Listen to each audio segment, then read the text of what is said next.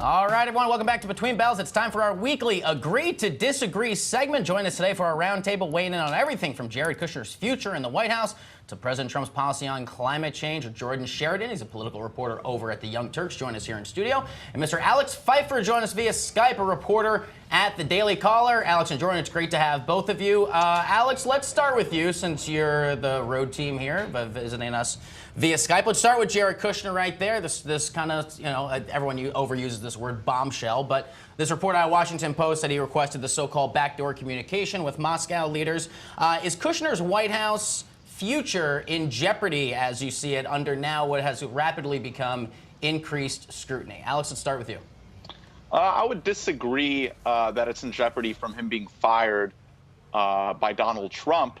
I would agree maybe that he himself would, depart in the on his own, choosing the future months. So I guess I'm kind of copping out here. Trump is someone who values loyalty over everything throughout his life, has really promoted the use of family members in business. So I don't see him letting Jared go. And also, I kind of somewhat disagree with this being a bombshell. We don't really know what's behind it. I guess, incompetence isn't an excuse, but Jared probably didn't know what suggesting a secure communications line through Russia would even mean. So I think we should just wait till the investigation plays out. I think a lot of these stories just lead us, swirling conspiracy theories around. But I don't think he's going to get fired by the White House. I was laughing at the photo we had there of Kushner. It looked like a school photo. Yeah, it was like a junior high photo. I love it. Jordan, Jordan, let's go to you, my man. What say you on the Kushner saga? It's got to be a bombshell. Two unnamed CIA officials said so obviously. Yes. Jared Kushner's not going anywhere. Yeah. Like, he's married to Ivanka Trump. Ivanka Trump, both in the campaign and his presidency, is pretty much, at the head of the table next to her father. And frankly, I think Donald Trump likes this. I think he likes the spectacle. I don't think any PR is bad. And I think of all of the people around Trump, Kushner's probably the smartest, so I don't think he'd be sloppy enough to start a back channel to Russia. Right. There might be some improprieties with Trump's financial relationship with Russia that he's trying to cover up. But in terms of collusion, I've said repeatedly, I think the whole thing is a cable news concoction. All right, so let's move on and talk a little bit about climate. And Jordan, I want to start with you here. During the president's recent trip with European leaders, he basically was the only of the world leaders not to officially say that he will stick with the provisions of the Paris Accord. Some people saying it might be a good thing if he removes the United States. He's largely citing jobs and job creation, putting that at the forefront of his administration. So let's go to you. Would a withdrawal from the Paris Accord be a good thing for this administration? Well, those some people are crazy. No, that would be a terrible thing. I don't want to have like a cable news talking point, but it's an embarrassment. Like, we are an embarrassment right now to the rest of the world. There's even like Republicans now coming around on climate change. And it's really, really dangerous that we would remove ourselves from this. Just name your pipeline that's been spilling, name your regulation with coal and power plants that he's peeling off. We're moving backwards, and I would say on the environment, that's probably the most dangerous thing Trump is doing. And he's moved forward with construction on a lot of those pipelines as well. Alex, let's go to you here. Good thing to withdraw from the Paris Climate Accord? Agree or disagree? Well, this is the political roundtable, so I'll look at it through the political angle, not the environmental one. I think this is a great thing for his administration to do. They have yet to build a wall, round up all the illegal immigrants or ban Muslims. So Trump needs to deliver a win for his voters. And withdrawing from the Paris Agreement would get him some nice headlines on Breitbart, Drudge Report, and assorted other outlets. So I think this would help keep his approval rating with the people who are still backing him, at least. And those seem to be the only people backing him now. He's not really doing too well with independence. So I think this would be a good move for him. All right, let's switch to our next topic. Of course, Politico wrote a really interesting piece last week about President Trump that he just can't help himself from blurting out the truth, even if it's self-sabotage. They basically said that the president's zeal for self-defeat and candor can basically seize him at any time, which led to the magazine's new theory that President Trump is actually the most honest president in U.S. history. Alex, what do you think of that? That is not at all. I disagree completely. He's maybe the biggest BSer, and he lies in a different way. If he says, like I mentioned earlier, let's ban Muslims, people see that as honest. Like, wow, this guy just speaks, freely. He doesn't care. So they view that as honest, but he doesn't really always tell the truth. He's probably not worth $10 billion. I mean, I can't even at this moment remember all the things he's said that have been turned out not to be true. But yes, he does speak, candidly and says things that, people view as refreshing and honest. But I don't know if that makes him the most truthful president. I mean, Alex does bring up a good point, Jordan, that yes, there are some things, especially in his tweets, that we obviously can say that that's definitely not true. But when it comes to situations like, almost talking braggadociously to the Russian ambassador about, high level, information that he has from an Israeli source, in many ways he is telling the truth about something. He is being honest about something. I mean, Trump's a megalomaniac. I mean, he's one of these people that he lies so much he believes to begin it's true what he's saying. So I think that the bottom line is, yeah, he is very arrogant. He won the presidency basically by being a reality TV star clown. So he thinks that nobody's going to actually know he's lying now. Mm-hmm. So in some ways, his arrogance, he does blurt out the truth. I mean, in the interview with Lester Holt, he said, "Yeah, I want the investigation." Right. Exactly. Yeah. Completely threw his entire communications team under the bus, whatever narrative that they had basically going. Yeah. No, he's definitely to a point of arrogance and stupidity. Sometimes tells the truth. All right, next topic. Today, of course, marks the 130th day, it feels like 700, of President Trump in the Oval Office. Now, except for a Supreme Court appointment that he's had so far and an Obamacare repeal bill that has passed the House of Representatives, President Trump has not had one major legislative accomplishment so far in that 130 days in office.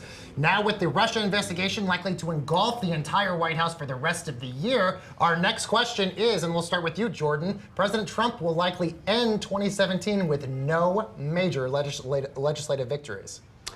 Yeah, I don't want to say I told you so, but during the campaign, I said this guy's too incompetent to do anything. However, I will say I think the Democrats are really playing this completely wrong. Let me tell you something. I just got back from Flint. I've been in other places. They don't give a damn about Russia. I'm sorry to say. I know cable news is very obsessed with it. If Democrats would actually cover the issues and speak out on behalf of Flint and East Chicago, and more stuff came out about Dakota Access Pipeline this weekend, instead of just Trump, they would actually really rake in 2018. But if they're only going to focus on Russia, not working for middle America. Alex, let's go to you. Of course, the president tweeted this morning that he wants to see the Senate change their operating procedures to be 51 votes on everything. That way he can get tax reform passed.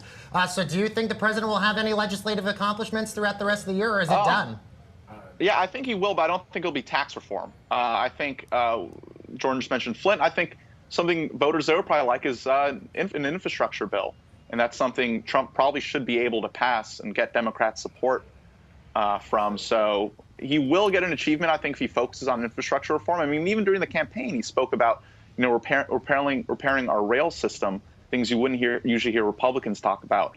So if he focuses on something like that, I think he will get a win. Tax reform seems pretty unlikely to get done this year. So I think he just needs to try and get an easy win. Yeah, absolutely. And to Alex's point, infrastructure is certainly one of those things that has, at least we have indications of severe bipartisan support, depending on how the budgetary concerns play out. Alex, let's go to you here for this next one. GOP candidate Greg Gianforte last week, we remember reportedly body slammed Ben Jacobs from The Guardian. I want to ask you, do you think that President Trump has largely stoked the aggression that we're now seeing against journalists, and in some ways or another actually made it acceptable to have a hostile attitude towards the work that journalists are doing? I'll have to kind of disagree here. First off, the Gianforte incident. I don't think Gianforte, at all was thinking about Trump when he attacked Jacobs. So in that sense, no, Trump didn't, cause this incident. But Trump definitely prepared Laura Ingraham to shill for Gianforte after he body slammed Jacobs. So in that sense, yes, he's changed the climate around it. It has made it so pundits will defend these things more freely, but this incident would have probably occurred with or without Trump. Jordan, what say you? A little more dangerous out there for journalists? I mean, go back to 2011. The man went around saying Barack Obama was, born in Kenya, and borrowed, kind of gathered steam off of the Tea Party. I think the Tea Party and these kooky Tea Party Congress people have really made it more difficult for journalists, because you have people like Joe Walsh, who used to be a congressman, and people like Louis Gohmert and Michelle Bachmann, and all these people basically saying, journalists are the enemy, and now you have Trump with the fake news. But, you know, we got to do our job, so. Right, let's go to our last question of the day, of course, after being one of the only television networks to really peddle this conspiracy theory involving the death of DNC staffer Seth Rich. Fox News, of course, retracted their story last week involving Seth Rich. Of course, one of their stars of the network, Sean Hannity, of course, begrudgingly said he will accept that and not talk about the story as well. So, Jordan, let's stick with you for our last question. Fox News Channel took a huge credibility hit with the Seth Rich story. Credibility hit? I think Fox News took a credibility hit in 1996. Yeah, I mean, listen, credit to them that they retracted it. I mean, the Washington Post, for example, did a story that Russia took down Vermont's power grid. No retraction, just a small editor's note, and it was completely false. So credit to Fox for taking it down. Sean Hannity, listen, like he's the last man standing at Fox of the old guard. He's trying to push whatever nonsense he can. There's no evidence of any murder plot. And you know, it's embarrassing for them, but at least they retracted it. What do you think about this, Alex? Do you agree? Yeah, I'll agree with Jordan here. So I disagree that they took a credibility hit. I don't think Fox viewers necessarily care about this. The only credibility hit they would get from their viewers is if this forced Fox to fire Hannity. You know, I don't think they're going to lose viewers. Yeah, sure, Jack Schaefer and Brian Stelter aren't going to be happy about it, but they're not the demographic that Fox is playing to. Which I almost feel like Sean Hannity is stoking Fox to fire him by saying, I'm a great employee as long as you'll so have me, but I definitely want to take my own reins and talk about whatever I want to. Mm-hmm. All right, well, that'll do it for us. Alex Pfeiffer, reporter over at the Daily Caller, joins us via Skype, and Jordan Sheridan joined us here in studio. It's always good to have you. I do want to make sure I get this in, Jordan. You did just come back from Flint, so I know we've got some footage we want to make sure we roll about the ongoing water crisis. A lot of people not realizing that the crisis there continues. We're going to take a quick look at that, and we'll be back with more Between Bells right after this. Thanks. Thanks, Robert.